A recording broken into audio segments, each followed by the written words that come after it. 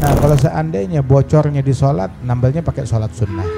Bocornya di puasa, ya, ada kelalaian di dalam puasa, adab-adabnya ditambahnya dengan puasa sunnah. Nah, 1 rakaat di malam Lailatul Qadar seperti 30.000 rakaat.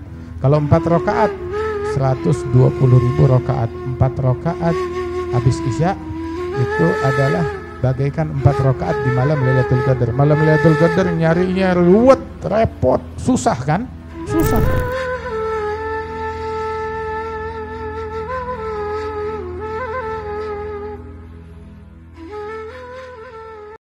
Ibadat yang sunnah itu adalah penambal atas kelalaian, kekurangan yang terjadi di dalam ibadat fardu yang kita lakukan. Maknanya ketika kita sholat fardu, kadang kita ada kelalaian, ya, kelalaian mungkin dari sunnah-sunnah yang ada dalam fardu, dari adabnya, dari kekhusyuannya, dari kehadiran hatinya, sehingga hal-hal yang bocor dari ibadat fardu kita itu perlu ditambal. Ditambalnya itu dengan yang sunnah. Itu juga nambal yang sunnah, nambal itu juga harus dengan yang sejenis. Nambal harus dengan yang sejenis. Ya, kalau yang apa namanya, yang rusaknya di semennya, tambalnya pakai semen. Rusaknya besinya, tambalnya pakai besi. Rusaknya plastik, tambalnya pakai plastik. Nah, kalau seandainya bocornya di sholat, nambalnya pakai sholat sunnah. Bocornya di puasa, ya, ada kelalaian di dalam puasa, adab-adabnya ditambalnya dengan puasa sunnah. Bocornya atau kelalaiannya di dalam zakat yang fardu, maka ditambalnya dengan sedekah yang sunnah. Begitu, sebab an-nawafil jawabiril faraid, itu hal-hal yang sunnah bisa menambal, adalah penambal buat yang fardu. Di antara hal yang sunnah itu rawatib. Rawatib ada qabliyah subuh, ada ba'diyah zuhur, qabliyah zuhur dan ba'diyah zuhur. Intinya baina kulli adzanain salatun liman sya'. Semua salat punya qabliyah. Ada qabliyah subuh, zuhur, asar, maghrib, isya. Itu semuanya punya qabliyah. Semua salat punya qabliyah. Dan salat yang tidak semua salat punya ba'diyah. Enggak ada ba'diyah subuh, tidak ada ba'diyah asar. Sebab tuh salat habis subuh, salat sama habis asar tuh salat sunnah yang enggak punya sebab mutaqaddim atau mugarin, itu hukumnya haram. Enggak boleh. Jadi enggak ada ba'diyah subuh, enggak ada ba'diyah asar. Ba'diyah zuhur ada, ba'diyah maghrib ada, ba'diyah isya ada. Kalau qabliyah subuh tuh kata Nabi, qabliyah subuh, salat sunnah qabliyah yang enggak pernah ditinggalin oleh Nabi Muhammad. Nabi enggak pernah ninggalin salat sunnah qabliyah subuh, enggak pernah. Sampai sebagian sahabat, sebagian ulama itu berpendapat kalau itu hukumnya wajib. Sebagian ulama, saking enggak pernah ditinggalin oleh Rasulullah SAW. Itu di hadis disebutkan rakaat al-fajr khair minad dunya ma fiha, qabliyah subuh lebih baik daripada dunia seisinya. Qabliyah zuhur dan ba'diyah zuhur, itu Rasulullah ditanya salat qabliyah zuhur, bilang ini adalah saat tuftahu fiha abwabus sama. Ini adalah saat dibukakan, di saat ini pintu-pintu langit. Fa ahbabtu an yurfa' li fiha al-amalus salih. Saya pengen ada amal soleh dari saya yang dinaikkan melalui pintu tersebut di saat yang semacam ini. Itu yang menjaga qabliyah zuhur dan ba'diyah zuhur, itu haramallahu jildahu 'alan nar. Allah Ta'ala haramkan kulitnya tersentuh oleh api neraka. Terus ada lagi qabliyah asar. Qabliyah asar tuh kata Rasul sallallahu alaihi wasallam, ini kita hadir di sini, kadang kan kita Habib Umar pengen dia dapat doa khusus dari Habib Umar, ya kan? Pengen dapat doa khusus dari kiai ini, dari ulama ini. Syekh Abdul Qadir Al-Jailani kalau ada di sini, ente pengen doa gak dari dia? Pengen doa. Ada pengen dapat doa khusus dari Imam Ali bin Abi Thalib, pengen dapat doa khusus dari Sayyidina Hasan wal Husain, pengen dapat doa khusus dari Wali Songo. Ini ada doa khusus dari Nabi Muhammad. Nabi Muhammad tuh mendoakan orang sepanjang zaman yang sholat sunnah qabliyah asar. Nabi bilang rahimallahum ra'an shalla arba'an qabla al-asr. Ya Allah, berikan rahmatmu kepada orang yang sholat 4 rakaat sebelum asar. Jadi siapapun yang mau doanya Nabi Muhammad, kapan waktu, silakan sholat qabliyah asar 4 rakaat. Makanya itu di dalam sholat qabliyah asar tuh disunahkan tuh 2 rakaat ya salam. Walaupun boleh langsung 4 rakaat, tapi disunahkan 2 rakaat salam, ya 2 rakaat salam. Terus antara 2 rakaat salam ini di tengah-tengahnya itu Habis salam yang pertama itu memberikan salam kepada nabi-nabi dan para malaikat. Dia mengatakan assalamu alal anbiya wal mursalin, assalamu alal malaika wal muqarrabin, assalamu alaina wa ala ibadillahis salihin. Kemudian dia lanjut 2 rakaat berikutnya. Hakadha. Terus qobliyah maghrib, qobliyah isya, fadilahnya besar.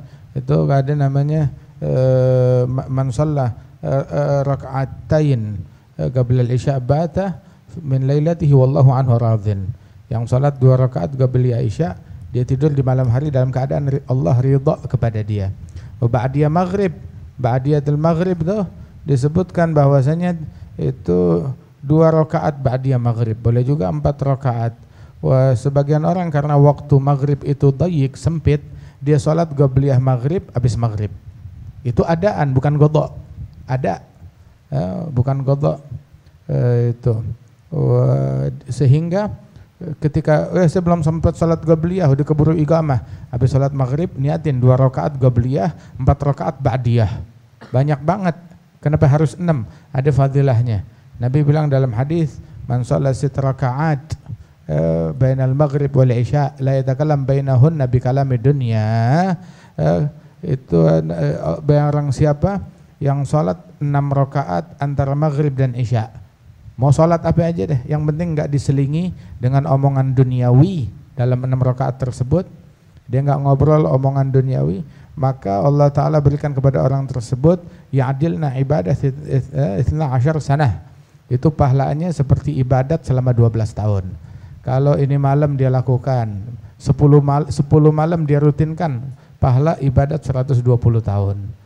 Kalau dia rutinkan itu selama 100 hari, pahala ibadat selama 1000 tahun. Anugerahnya Allah Subhanahu wa taala. Allah yang ngasih pahala, bukan manusia. Makanya anugerahnya Allah enggak bisa dibatasi sama akalnya manusia. Ini anugerahnya Allah taala. Dan ibadat ini yang selalu kita lihat dari Syekhana Al-Habib Umar bin Muhammad bin Salim Al-Hafidh wa ghairuh min al-ulama, itu yang namanya ba'diyah maghrib 6 rakaat itu enggak luput untuk mereka lakukan. Masya Allah. Ini teladan buat kita sekalian. Sama ba'diyah isya. Ba'diyah isya 2 rakaat. 2 rakaat ba'diyah isya itu karena Imam Abdurrahman bin Muhammad Al-Masyhur itu 35 tahun dia sholat ba'diyah isya. Rakaat pertama baca alif lam mim sajdah. Rakaat kedua baca habis Fatihah Tabarakal Muluk. Ini dilakukan terus. Sekarang banyak orang yang melakukan hal yang demikian. Itu Al-Imam Tahir bin Hasan bin Tahir pun juga dalam masalah Gharib beliau mencantumkan menganjurkan tentang amalan tersebut. Emang dianjurkan tiap malam kita baca suratul sajdah, tiap malam membaca Tabarakal Muluk, dan dia lakukannya itu di dalam salat ba'diyatul isya. Jadi jangan luput untuk membaca hal tersebut. Itu katanya Nabi itu suratul Tabarak munjiyah min adzabil qabr. Surat Tabarak nyelamatin orang dari siksa kubur. Sama satu lagi nih, habis isya salat 4 rakaat kata Nabi, 4 rakaat ba'dal isya kamitslihinna min lailatul qadar. Salat 4 rakaat sehabis isya pahalanya seperti 4 rakaat di malam Lailatul Qadar. 4 rakaat habis isya pahalanya seperti 4 rakaat di malam Lailatul Qadar. Tahu enggak Lailatul Qadri khairum min alfi syahr. 1 malam kayak 1000 bulan. 1 bulan berapa hari? 30 hari. Berarti kalau 1000 bulan 30.000 hari. Nah, 1 rakaat di malam Lailatul Qadar seperti 30.000 rakaat. Kalau 4 rakaat 120.000 rakaat. 4 rakaat habis isya itu adalah bagaikan 4 rakaat di malam Lailatul Qadar. Malam Lailatul Qadar nyarinya ruwet, repot, susah kan? Susah nyari malam Lailatul Qadar. Tapi ini yang udah ketahuan testernya. Tester untuk malam Lailatul Qadar 4 rakaat. Baca salat 4 rakaat habis isya itu seperti 4 rakaat di malam Lailatul Qadar. Kalau ente punya hajat, masukin nih di dalam 4 rakaat ini, waktu sujud ente baca doa, minta kepada Allah Subhanahu wa taala. Nah, itu 4 rakaat apa yang diniatin? Ya, mau diniatin nafil mutlak boleh, atau mau diniatin witir sekalian deh, salat witir 4 rakaat. Udah dapat pahalanya. Itu kan tadi dibilang tuh innallaha witrun yuhibbul witra. Allah Maha Esa, tunggal. Allah Ta'ala menyukai salat witir. Salat witir itu minimal 1 rakaat. Paling banyaknya itu 11 rakaat. mau minimal tapi sempurna 3 rakaat. Makruh salat witir terus-terusan rutin 1 rakaat doang tiap malam. Witirnya ya cuma 1 rakaat doang, tuh witirnya orang pelit tuh. Ya kalau sesekali lagi capek ya udah, akan tetapi kalau terus-terusan witirnya satu makruh. Mau minimal bisa capek minimal 3 rakaat. Afdalnya begitu. Ya 1 atau enggak sama sekali. Ya udah 1 aja deh daripada enggak sama sekali. Ya akhir. Ya itu salat witir. Ya, kita boleh witir 3 rakaat sebelum tidur. Ntar kalau bangun tahajud sempurnakan jadi 11. Oh enggak bisa, saya enggak mau sampai 11. Mau 3 rakaat tuh afdal. 5 lebih afdal dari 3. 7 lebih afdal dari 5. 9 lebih afdal dari 7. Dan 11 itu adalah yang paling afdal, yang paling mulia. Sayyidina Syekh Habib Bakar bin Salim bilang, itu mundu an agal tuh ma alim tu an taraktu salatul duha wal witir alal kamal. Sejak saya udah mulai bisa ingat, saya enggak ingat kalau saya pernah ninggalin salat duha dan witir secara sempurna. Dari kecil enggak pernah ninggalin salat duha dan witir secara sempurna. Karena Imam Abdullah bin Hasan bin Tahir yang tadi manzumahnya dibaca tuh, itu beliau kalau salat witir baca Quran 10 juz dalam salat witir. Kalau salat duha dalam duha baca Quran 10 juz juga. 10 juz dalam salat witir, 10 juz dalam salat duha. Ya akhir kita ya qul ya qulhu juga jadi. Qul ya qulhu juga jadi. Itu kalau mau 3 rakaat, yang 3 rakaat tuh, yang 3 rakaat terakhir afdalnya dia baca ya kayak witir bulan Ramadan. 3 rakaat tuh baca yang pertama dia Sabbihisma, rakaat kedua Qul ya ayyuhal kafirun. Terus yang paling akhir itu baca Qul huwallahu ahad, Qul a'udzu birabbil falaq, Qul a'udzu birabbin nas. Hakadha. Itu witir. Itu Nabi enggak pernah ninggalin salat witir. Itu sampai sebagian ulama itu mewajibkan daripada salat witir tersebut. Yang terbit subuh sedangkan dia belum salat witir itu sampai dibilang berdosa, dia lalai kepada Allah Subhanahu wa taala, inda ba'dul ulama. Kemudian juga salat duha minimal 2 rakaat. Afdalnya 8 rakaat dan itu maksimal. Ada juga yang bilang maksimal sampai 12 rakaat. Itu salat duha 2 rakaat. Itu kata Nabi yang merutinkan 2 rakaat duha, maka Allah Subhanahu wa taala haramkan ya, dia dimasukkan ke dalam api neraka. Kemudian juga orang yang rutin salat duha, ya itu dikatakan bahwasanya itu jin itu enggak bisa mengganggu dia. Sampai kalau ada jin yang dekat-dekat atau mengganggu dia, itu jin tuh semaput, pingsan. Hakada. Sampai tuh kaum jin bertanya-tanya, kenapa nih dia? Kenapa dia? Dia bilang masahul ins, kemasukan orang. Kayak kita kan suka bilang, kenapa nih dia nih? Kemasukan jin. Nah itu jin, kalau ngeliatin jin yang semaput, kenapa dia? Kemasukan orang. Orang yang salat duha. Itu suara nafasnya dia itu membakar panas, buat jin, buat setan untuk dekat-dekat. Masya Allah. Hakadha. Ya mudah-mudahan Allah Ta'ala berikan taufik. Itu duha dan apa namanya, dan bainal maghrib wal isya.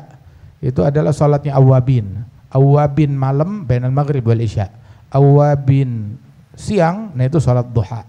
Apa itu awabin? Orang-orang yang balik, yang merujuk kepada Allah Subhanahu wa taala. Itu awabin.